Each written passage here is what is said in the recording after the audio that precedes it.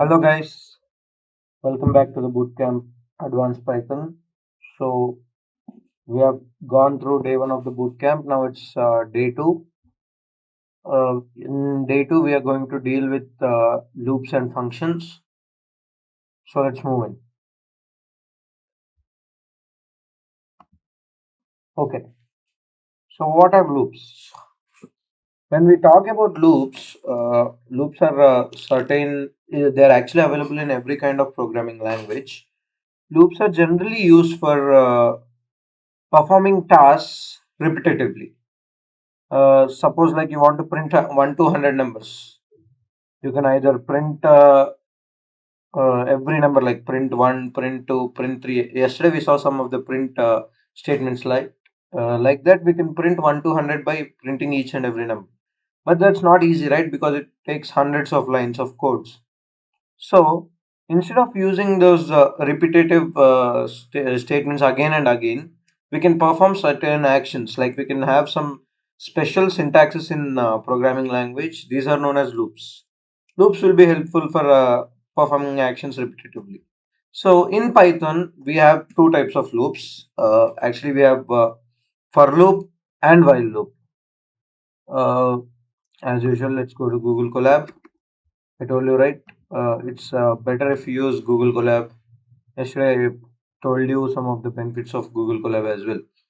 So it's loading. Yeah, let's take a new notebook. Day two.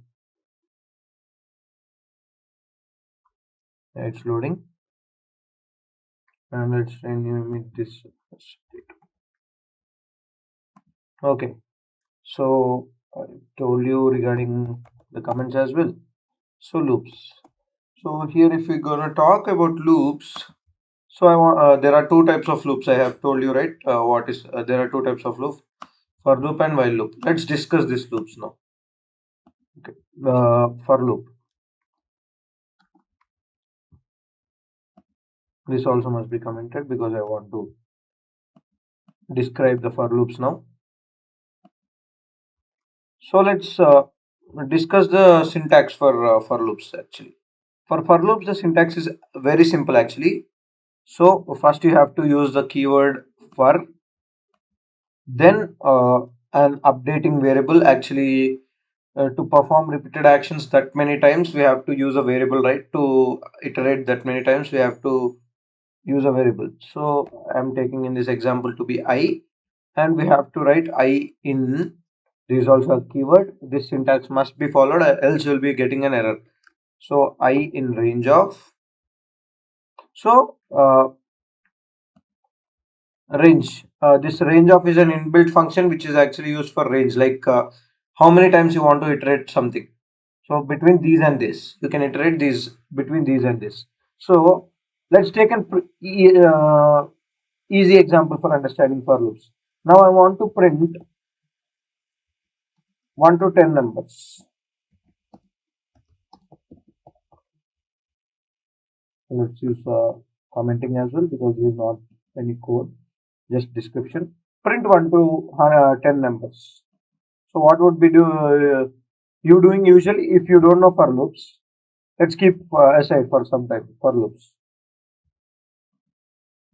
If we don't know for loop, what we'll be doing? Just like print 1,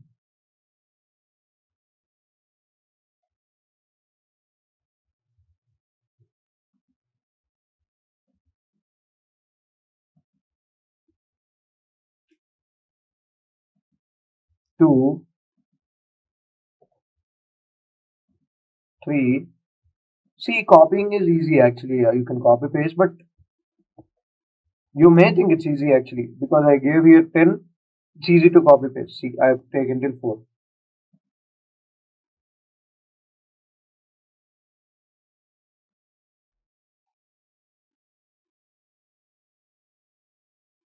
This will surely give you the output what you want.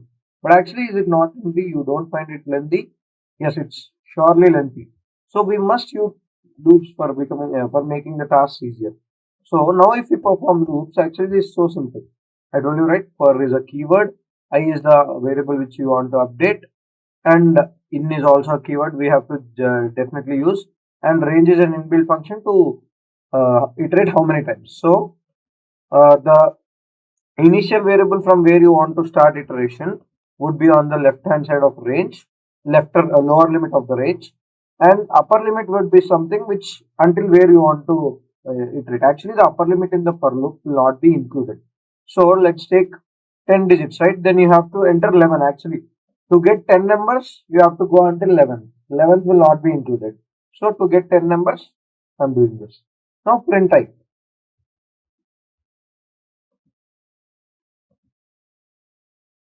Done, right? 1 to 10 numbers, just two lines of code. Now here I will be starting from 1 and it will go on till 11, and 11 will not be included. It is printing every time I. So 1 is printed, 2 is printed, 3 is printed, 4 is printed, 5, so on until 10. So this is easy, right? If you write print statement 10 times, it's taking 10 lines of code. Here you can just write in two simple lines. So this is what loops make the tasks easier. This is about for loop. Now let's look into the second type of iterative statement. Loops is while loop. So while is actually like a testing one. Actually, if you have any condition, then only it will be going inside the loop. Actually, while loop. I want to show. First, let's use some basic knowledge which we have learned yesterday. So let me take an integer input from user.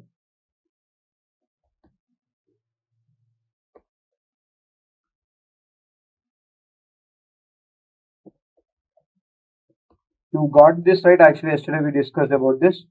Uh, int of input of will actually take the input, and Python usually takes any input as strings. So to convert any string into integer, we have to use that data type what you have to convert. So I am converting into int. So I'm using int of. Next, let's try while. See, while is a keyword. While entering while loop, we must enter this. So while a greater than 5 and a colon is for sure. Even in the for loop, after entering the for I in range, you have to enter colon, and then automatically you can see. Actually, see now after writing this semicolon, it's not actually getting exactly below the while line. We are getting some space. This space is actually known as indentation. In Python, indentation error is the most key error many programming people forget, because tab spaces are must after some going inside the loops. Generally, in any programming language, there will be indentation, but Python is very strict with regard to indentations. So now we are checking for the test case a greater than 5. So if a is greater than 5, print the number is good. I'm printing like a statement like the number is good. So let's check this. So it's asking to enter a number. So it's actually going to infinite loop. If you observe carefully, yes, it will go into infinite loop. I did not specify any kind of condition, right? I've just entered a number greater than 5. So if it is greater than 5, it will go on until how many times it wants. I wanted to show you this. See now, the loop is going infinitely many times. I guess you guys got it. Actually, yeah, infinite, right? It's so much. I'm clearing output completely.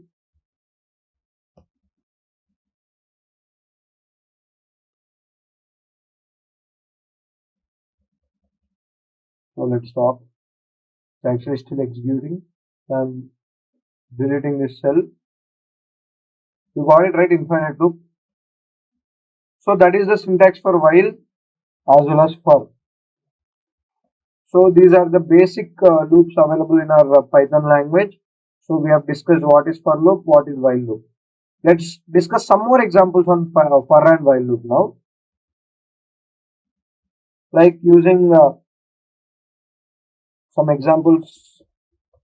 Now I have to comment it right before writing any text.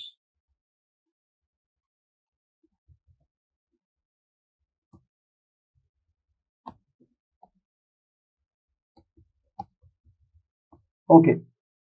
Uh, Earlier we discussed the syntax for loop. Yes, it's for some updating variable. You can use anything, any variable you want. I'm using u as a variable in range of range of how many times you want to perform a certain task, that many times. So let's perform 100 times maybe. I'll ask Python compiler to print my name 100 times. Okay, let's first of all take the name as also as a user input. So name, let me take a variable name, input of, enter the name.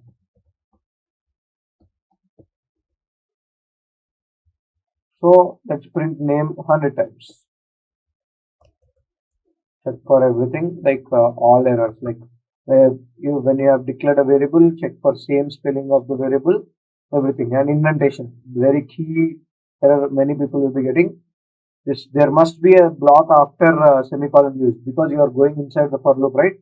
Then you must specify an indentation, then only the interpreter will go inside, else you will be facing some errors. Okay, now let's ask this.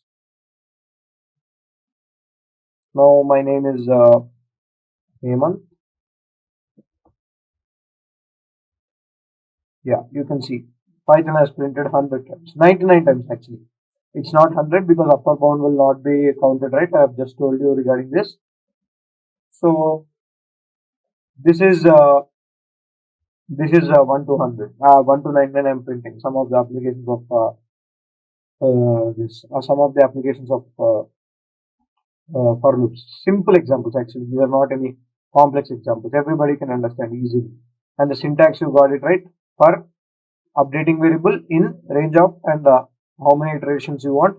Actually, we in for loop we can perform another thing as well. You can even provide the step for a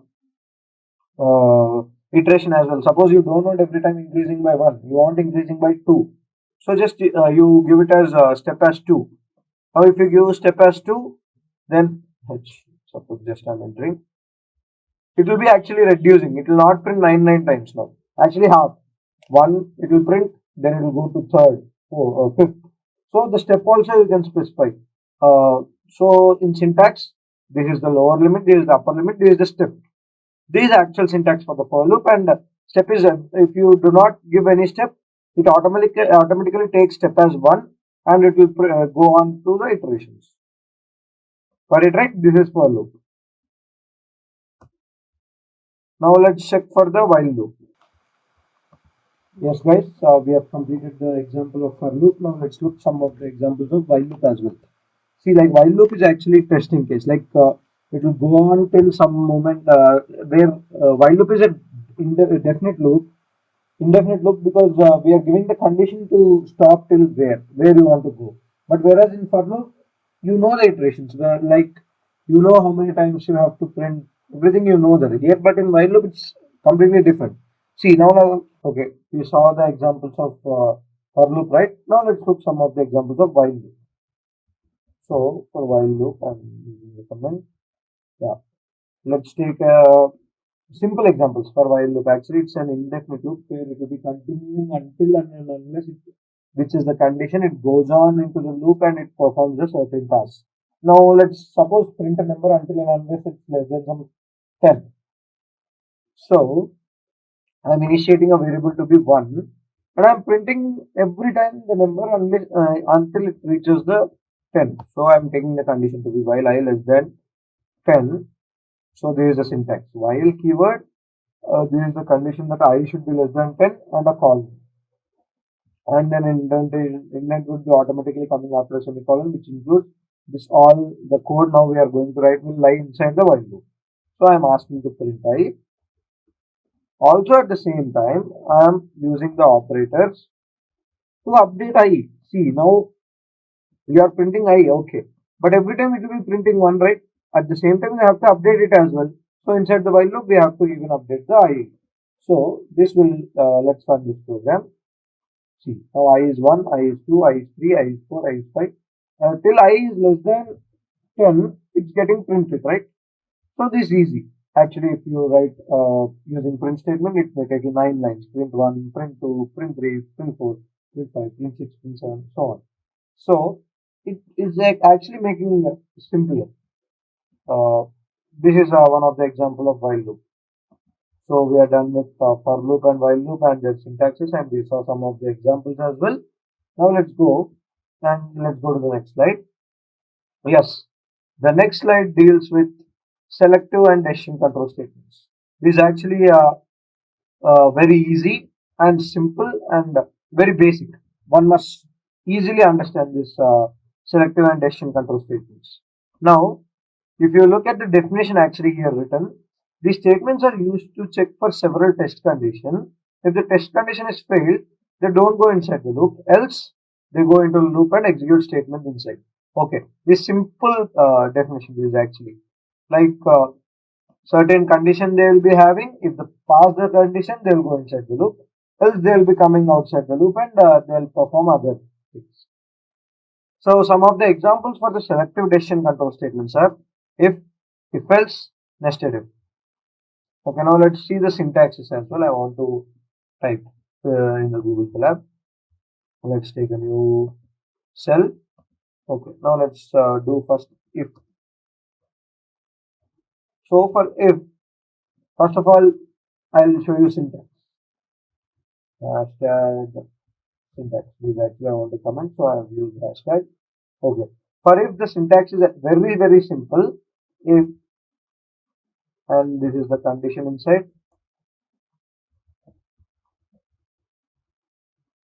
and a colon after colon, and these are the statements. I'm using dots to represent statements. Yeah, this is actually syntax. I want to comment this as well, so I commented. So guys, to comment multiple lines at a time, you can use a special shortcut that is control plus backslash. If you use at a time, all the lines will be commented. If you want to again get back the code, I mean not comment them, just same you type again. Control plus backslash. Got it right? Yeah. That's how we comment the programs of multiple lines at a time. So this is the syntax for if. So let's look at an easy example for if. Let's take a easy example. Major or minor check.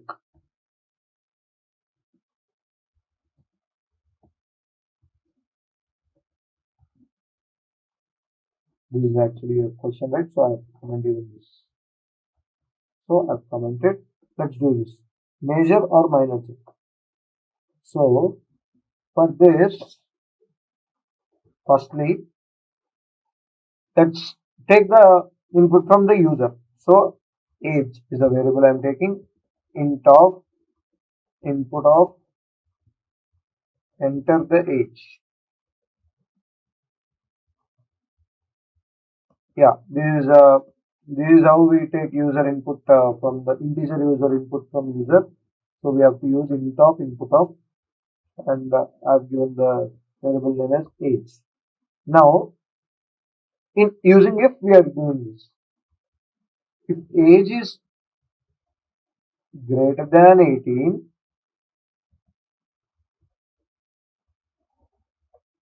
print major.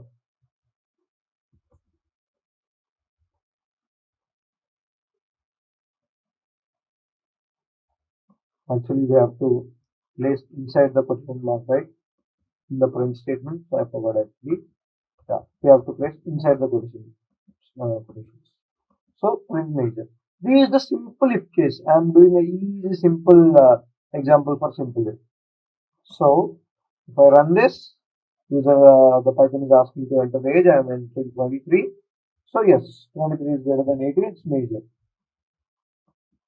Guys, in if case, actually we don't have any else. It's a simple if.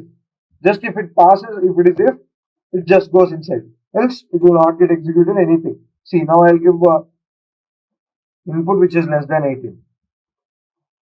It runs, the program runs, but there is nothing, there is no other part actually. Like if this condition is failing, it directly terminates the program. Actually, there is no any other thing, another part actually here. That's why this is regarding if.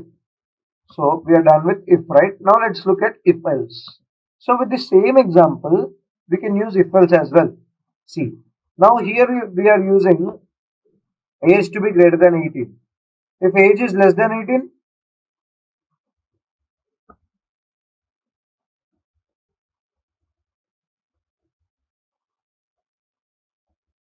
print minor. That's it, right? You got it right. See, now age is greater than 18, age is less than 18. What happened? There is some error, I guess. Uh,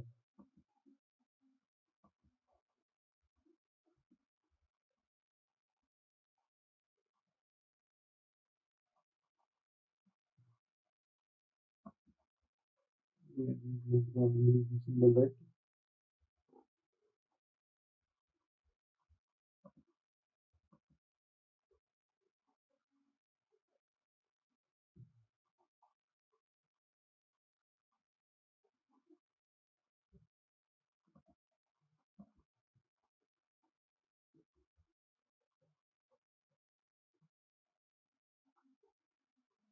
Mm,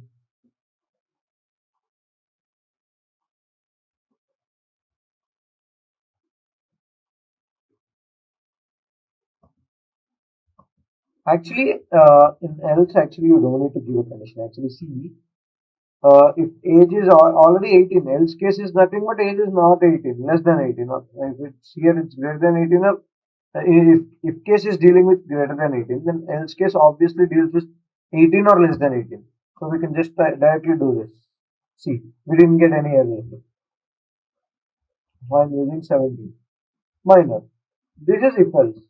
So, guys, what is the syntax for if else?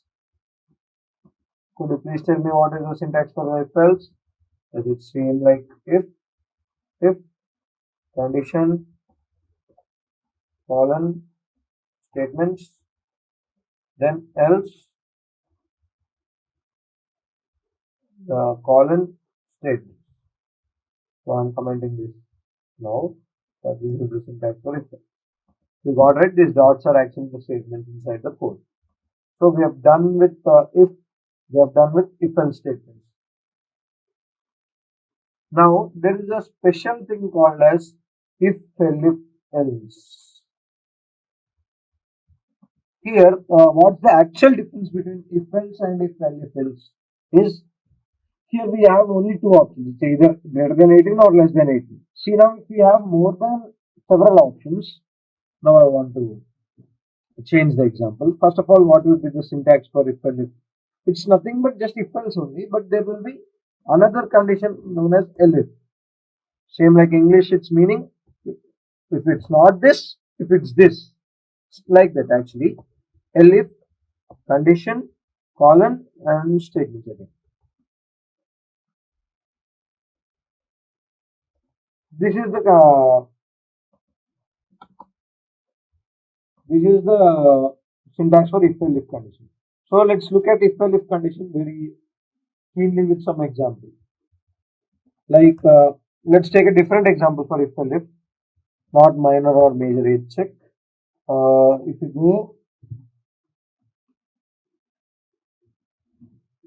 um, now let's check for a greatest of three numbers.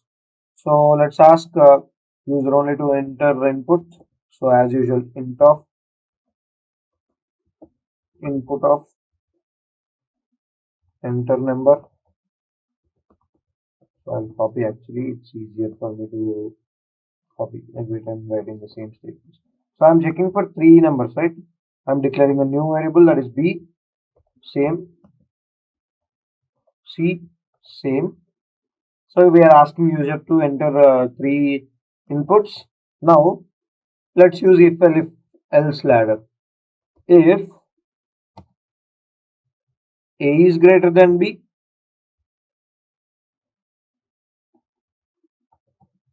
and B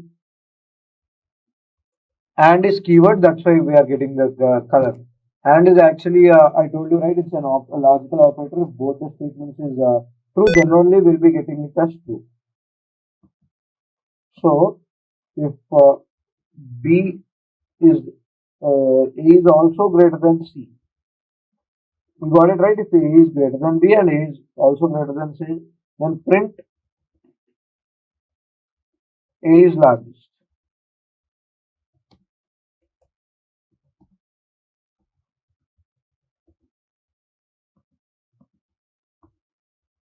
If B is greater than A and B is also greater than C, then print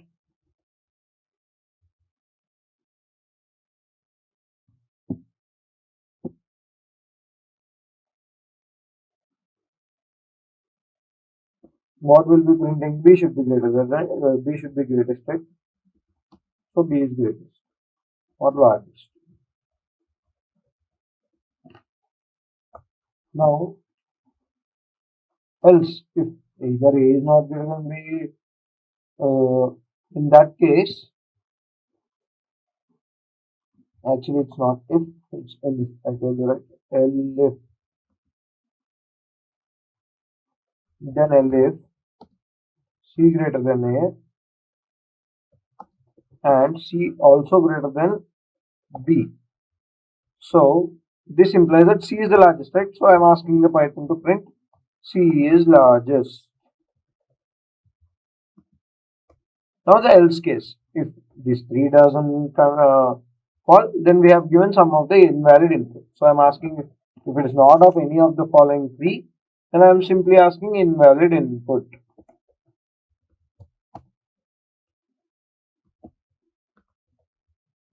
So now let's run this program.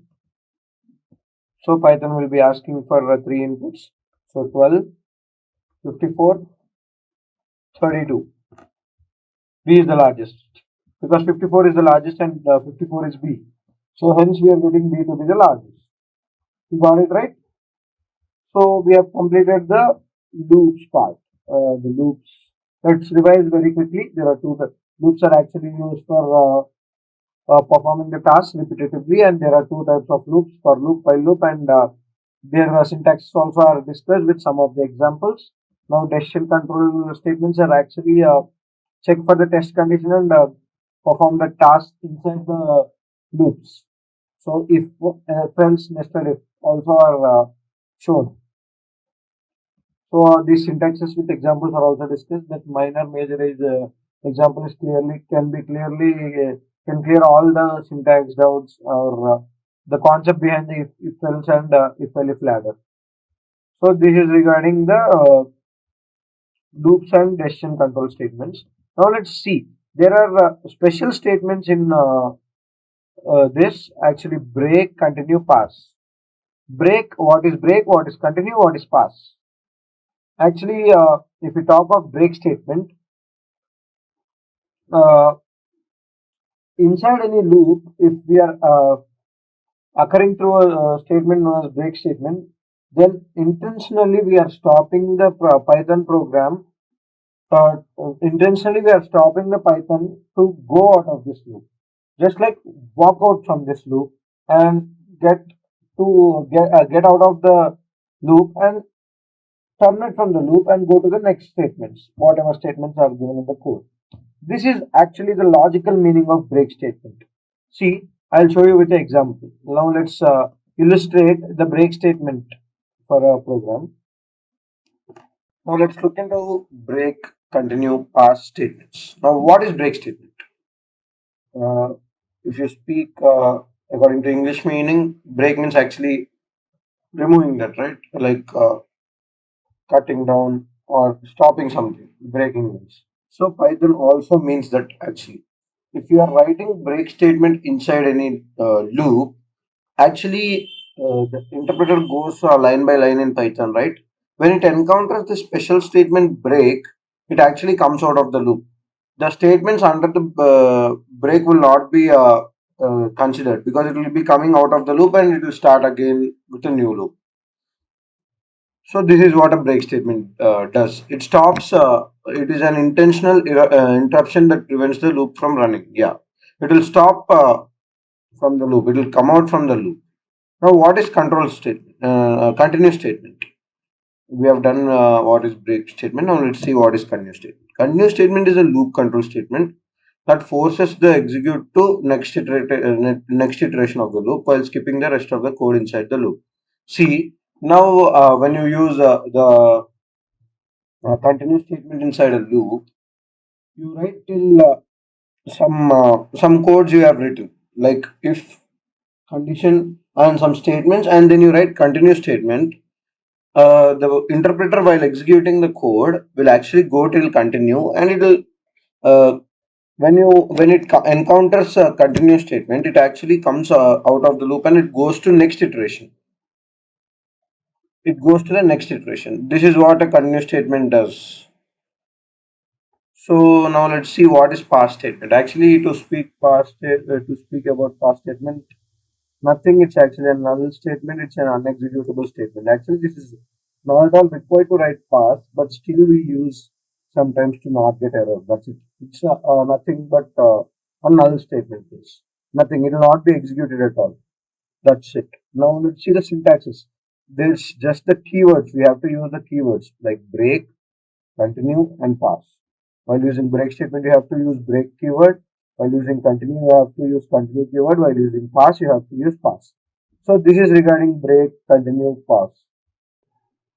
Guys, now let's look into the functions. So what are functions?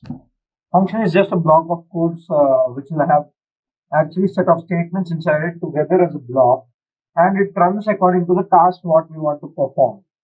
So in a function, we have to first define it and give some parameters to the function to perform tasks, and then also at the end we have to call the function. So there are three parts while using the function in any programming language. One must define the function and also call the function at the end. So what task you want to perform, you can do it very easily. Now function is a let's see the syntax of the function in the collab book. Okay, now let's take an example. Let's use the comments first to describe what are we going to do. Function. Now let's see the syntax for function. Actually, for a syntax for function is simple. Just first you have to use the keyword def, then the function name. I'm using the function name here to be function name, and inside you have to give the arguments what you want to pass, like any values to be passed in the function. I mean, if in the block of code, if you are using any of the variables, so you have to pass them. To perform any operations on them, we have to pass them as the arguments. Now, we have defined the function, right? Let's see it. Let's perform some tasks. Print. I'm using some task, and addition is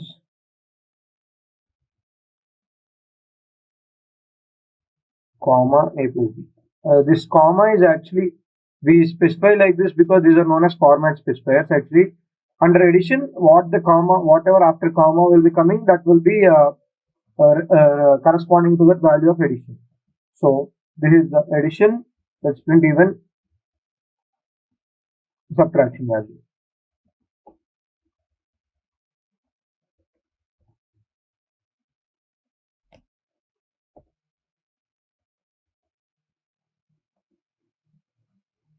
And also I told you, right, we have to call the function before doing it.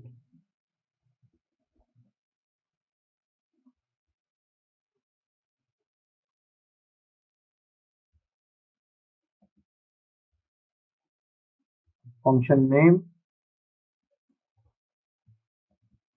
and I'm giving 1 comma 2 in the input. So let's see. Addition is 3, subtraction is -1. You got it, guys?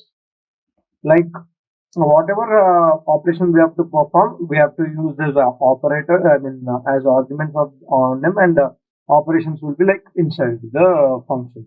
And while calling the function, we have to write the function name, just writing function name and brackets, and whatever arguments you have to pass to the function, you can pass them. That's it. This is the basic function program. Let's do some much complex program. So uh, let's do something very different, right? Let's do. Okay, I got it. Let's create a function for checking male or female. So first we'll ask user to enter gender. So I'm giving G as gender as a variable. Input, enter the gender. And now I'm defining a function for checking for the gender. As usual, def is a keyword. We have to start any function when we are defining. We have to start with the keyword def. Now the function name. So G check means gender check. Gender check, and I'm passing input to be Z, right? G is the parameter which I'm passing. So G check is a function name. Colon is after, according to syntax, we have to put the colon. Now, if now I'm showing this as a compilation of functions as well as loops. We have just now saw decision control statements, right? Now I'll check if G is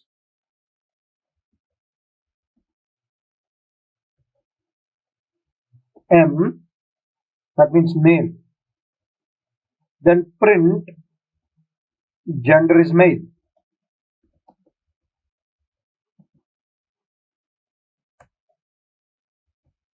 If G is F, print female, gender is female.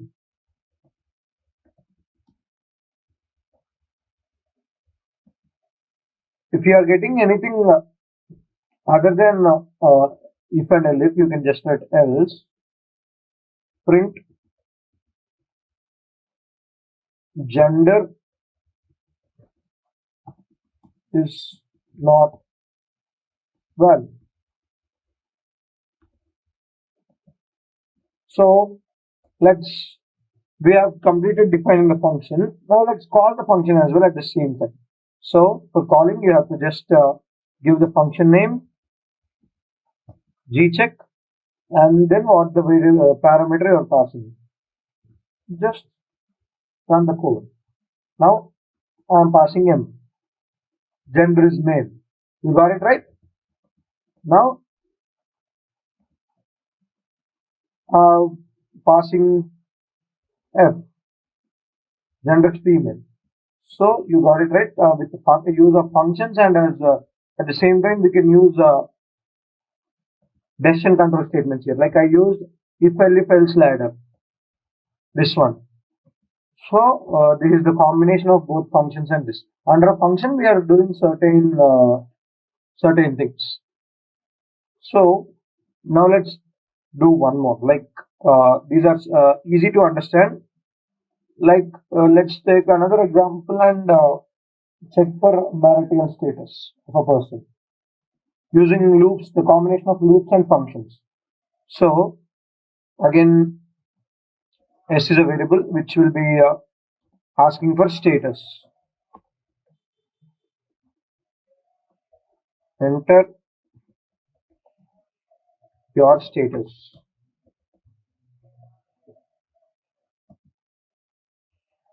So let's define a function I am using for checking of the marital status. M status. I am taking the function name to be M status, and I am passing capital S to be the parameter. Now, if capital S is equal to M, which means married, then I am asking it to print married. If capital S is you, then simply print unmarried.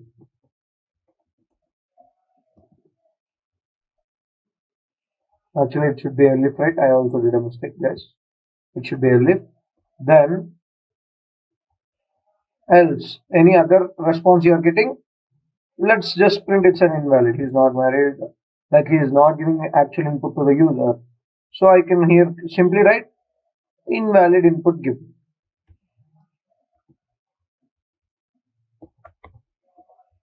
So let's call the function. So once you are defined, you have to call and pass the parameter also, right? Okay, everything is perfect. Let's go. I'm unmarried, so let's check. Yes, it's printing unmarried. Now let's check with married. Yes, married. Let's give some wrong input now.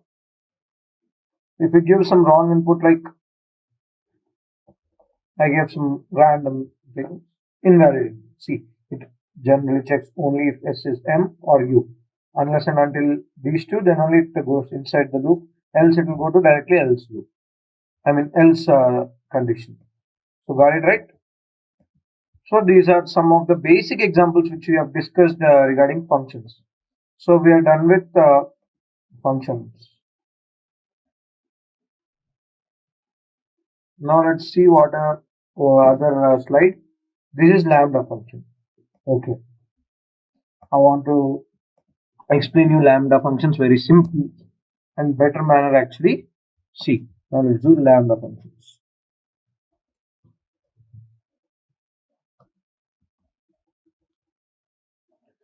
Actually, what is a basic difference between the function and a lambda function is in function generally we don't I mean we are writing too much lines of codes, right? Actually, in the previous example, if you have seen, we have written many statements actually, like def everything, like calling the function everything. But here it's completely different. We no need to use a def keyword, no need to use a function name, etc. I want to show you this very simple how to do it. So there is a special syntax for lambda functions where it starts with lambda keyword, then the arguments you are passing and expression what you want to perform on the arguments. So let's see this with an example. Uh, Lambda and arguments I'm taking it to be a comma b, and I want to perform a plus b. Let this be equal to x. I'm equating x to be this one. Now just print x of 5 comma 10. Let's see the output. 15. Done, right? Actually, when you have seen, when you use like normal function like def add a comma b, print a plus b,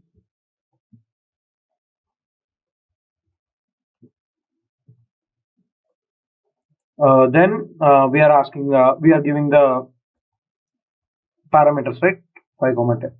So what did you find easier in these two programs? Actually, this is the lambda function and this is normal function. You can clearly see lambda function is just completing in two statements. Actually, you can write it there as well as print x comma 5. Actually, it is very simple. Here, if you see, you have to define a function, then call it, and also write the expression what you want to perform on the arguments. So lambda function is making things much better. So let's see some of the more examples on lambda functions now. I want to clear this. See, let's see some many operations. Like I want to show you on Google. See, W3 Schools is a very good resource where you can find many things. As I told, lambda is a small anonymous function, which will make task easier than defining a regular function and showing everything at all, etc. Lambda function take any number of arguments, but we can perform only one expression. Remember, guys, we can only perform only one expression when we are using lambda function. So when we are performing one expression, it's always suggestible to use lambda function rather than using a normal function like defining expressions, arguments, calling, etc. So let's see this. Some of the examples given in this site, like add 10 to an argument a and result, print the result. Okay, so they are using a lambda function here. They're taking x to be a variable which equal to lambda a. So lambda is the keyword, a is the argument they are taking, and the expression is a plus 10. They want to perform an argument. They want to add 10 to the argument. So they are adding 10 and they're taking a value to be 5. This means the calling actual in normal function we use the calling of function, right? So here this is actually like calling of function. So print x of 5, which means print x of 5. So 5 plus 10. Then it will result 15. So let's check this code in Colab now.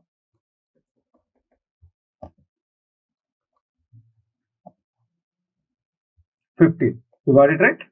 Let's see some of the examples. Some more examples here actually are given. Like they told multiply argument a with b and return the result. So they want a into b. They want the result of a into b. So they, as usual, here have taken a variable and equated it, declared it as a lambda function with arguments as a comma b, and the expression they are finding is a into b. So a into b, and they are printing. They have taken here 5 into 6. So the result should be 30. Let's check in our Colab.